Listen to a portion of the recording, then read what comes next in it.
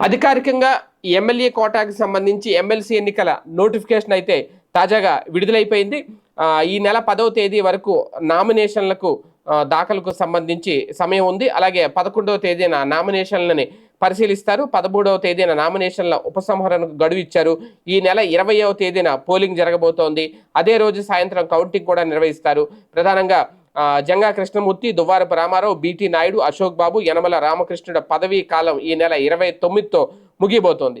దీంతో 5 MLA quota స్థానాలకు సంబంధించి సీఈఓ వివేక్ యాదవ్ నోటిఫికేషన్ విడుదల చేశారు. అయితే నోటిఫికేషన్ విడుదలైంది కాబట్టి ఈ క్షణం నుంచే ఎమ్మెల్సీ ఎన్నికలకు సంబంధించి ఎన్నికల కోడ్ అయితే అమల్లోకి వస్తుంది. ఇప్పటికే షెడ్యూల్ను ఆల్రెడీ కేంద్ర ఎన్నికల సంఘం విడుదల చేసింది. అయితే ఎమ్మెల్సీ ఎన్నికల రిటర్నింగ్ అధికారిగా అసెంబ్లీ డిప్యూటీ స్పీకర్ ఆర్ వనితారాణిని ఎన్నికల కమిషన్ నియమించింది. మరో 2 అసిస్టెంట్ రిటర్నింగ్ అధికారులను కూడా నియమించింది.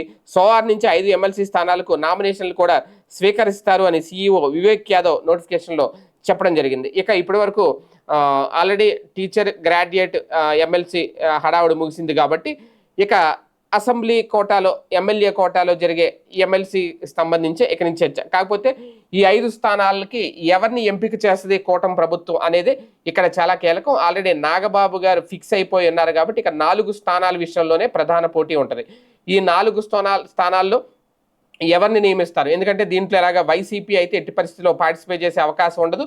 వైసీపీకి పోటీ చేసే ఛాన్స్ కూడా పెద్దగా ఇక లేదు. 11 మంది ఎమ్మెల్యేలతో అసలు ఎట్టి పరిస్థితిలో సాధ్యం కాదు ఎంత రాజకీయం చేసిన. ఇక ఇక్కడ ప్రధానంగా బీజేపీ, జనసేన, టీడీపీ ఆల్రెడీ జనసేనకు ఒక సీటు కేటాయించేశారు కాబట్టి మిగిలిన 4 సీట్లు టీడీపీ నుంచే అభ్యర్థులు బరిలోకి దిగుతారా, లేదంటే భారతీయ జనతా పార్టీకి ఒక ఛాన్స్ ఇస్తారా అనేది కూడా ఇక్కడ లీగల్గా అందరూ వెయిట్ చేస్తున్నారు. అదే నేపథ్యంలో పాత వారికి ఆల్రెడీ ఇప్పుడు పదవీ కాలం ముగుస్తున్న వాళ్ళలో అశోక్ బాబు కానీ, యనమల రామకృష్ణుడు కానీ ఇలా సీనియర్లు ఉన్నారు కాబట్టి వాళ్ళకి మళ్ళీ జంగా కృష్ణమూర్తి కానీ వాళ్ళకి మళ్ళీ ఒక అవకాశం ఇస్తారా? ఇస్తే గనక ఒక్కరికి ఛాన్స్ ఇచ్చిన ఈ మిగిలిన 4లో ఒక సీట్ తగ్గుతుంది. ఇక 3 ఉంటాయి. ఆ 3 ఒకటి బీజేపీకి ఇస్తే ఇక 2 మాత్రమే ఉంటాయి.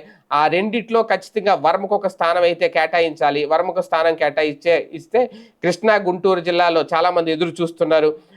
దేవినేని ఉమా కానీ, లేదంటే వంగవీటి రాధ కానీ, వీళ్ళందరి పరిస్థితి, బుద్ధా వెంకన్న కానీ వీళ్ళందరి పరిస్థితి ఏంటి అనేది దీని మీద ఇక ఈ వారంలో క్లారిటీ వచ్చే అవకాశం కూడా ఉంది.